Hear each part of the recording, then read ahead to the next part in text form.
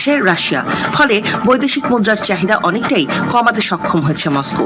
পাশাপাশি আন্তর্জাতিক বাণিজ্যের 60% রুবলে করেছে পূর্ব ইউরোপের এই দেশ। অন্যদিকে জটিল ভূ রাজনৈতিক পরিস্থিতিতে ভারতীয় মুদ্রা রুপির অবস্থা মোটেও সন্তোষজনক নয়। ডলারের বিপরীতে বর্তমানে 97 এর কাছাকাছি দাঁড়িয়ে আছে ভারতীয় মুদ্রা।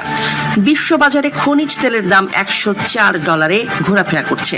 এই দর আরো বৃদ্ধি পেলে ডলারের বিপরীতে রুপির মূল্য 100 ছাপিয়ে যেতে পারে বলেও মনে করা হচ্ছে। রাশিয়ার থেকে ভারতের বিদেশি মুদ্রা ভান্ডার অনেক বেশি শক্তিশালী। তাছাড়া নয়াদিল্লির উপরে নেই কোনো আন্তর্জাতিক বিধিনিষেধ।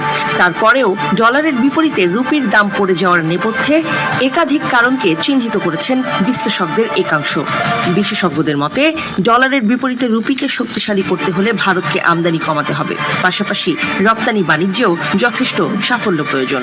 কিন্তু বাস্তবে রাশিয়া, চীন এবং ইউরোপের অধিকাংশ উন্নত অর্থনৈতিক দেশগুলোর সঙ্গে বাণিজ্যিক ঘাটতি রয়েছে নয়াদিল্লির, যা দেশটির অর্থনীতির ওপর চাপ তৈরি করছে। অর্থনৈতিক বৃদ্ধির সূচককে ঊর্ধ্বমুখী রাখতে হলে ভারতের চাই বিপুল জ্বালানি। সেই লক্ষ্যে কোটি কোটি ডলার ব্যয় করে বিপুল পরিমাণের খনিজ তেল আমদানি করতে হচ্ছে নয়াদিল্লিকে। তরল সোনার 85%ই বিদেশ থেকে কিনে থাকে ভারত। ফলে লাফিয়ে কমছে রুপির মূল্য। ধেয়ে এলো মার্কিন বোমারু বিমানের বিধ্বংসী আঘাত। জানা গেছে দক্ষিণ ইরানের কৌশলগতভাবে অত্যন্ত গুরুত্বপূর্ণ সামরিক ঘাঁটিগুলোতে আকস্মিক ও ভয়াবহ বিমান হামলা চালিয়েছে মার্কিন সামরিক বাহিনী। ওয়াশিংটন দাবি করছে এটি ছিল তাদের আত্মরক্ষার স্বার্থে নেওয়া একটি চরম পদক্ষেপ। কিন্তু বিশ্লেষকদের মতে এই হামলা চলমান ভঙ্গুর যুদ্ধবিরতি এবং শান্তি আলোচনাকে এক মুহূর্তের মধ্যে ধূলিসাৎ করে দিতে পারে। একদিকে টেবিলে চলছে শান্তির সুতীব্র দর কষাকষি, অন্যদিকে রণক্ষেত্রে গর্জে উঠছে অত্যাধুনিক F-35 যুদ্ধ বিমান।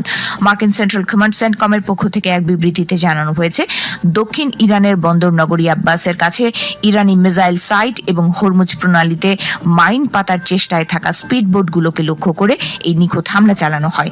সেন্টকমের মুখপাত্র ক্যাপ্টেন টিম হকিংস দাবি করেছেন, চলমান যুদ্ধবিরতির পরেও নিজেদের সেনাদের নিরাপত্তা নিশ্চিত করতে এই আক্রমণ ছাড়া মার্কিন বাহিনীর কাছে আর কোনো পথ খোলা ছিল না। এদিকে আক্রান্ত বন্দর নগরী বন্দর আব্বাসে যখন মার্কিন বোমারু বিমানের বিকট শব্দে একের পর এক বিস্ফোরণ ঘটছিল, তখন সাধারণ মানুষের মাঝে ছড়িয়ে পড়ে চরম আতঙ্ক।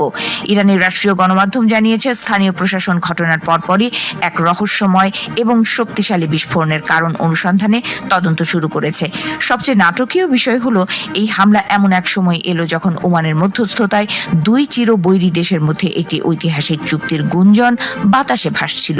ইরানের পররাষ্ট্র মন্ত্রণালয়ের মুখপাত্র ইসমাইল বাঘাই গণমাধ্যমকে জানিয়েছিলেন, যুক্তরাষ্ট্রের সাথে আলোচনায় বেশ কিছুটা অগ্রগতি হয়েছে।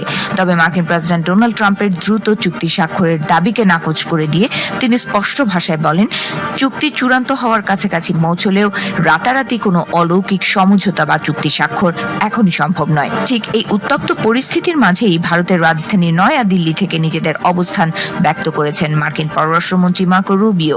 তিনি সাংবাদিকদের অত্যন্ত আত্মবিশ্বাসের সাথে জানান যে পারমাণবিক অস্ত্র এবং হরমুজ প্রণালী উন্মুক্ত করার বিষয়ে কাতারের প্রধানমন্ত্রীর উপস্থিতিতে একটি গুরুত্বপূর্ণ বৈঠক চলছে।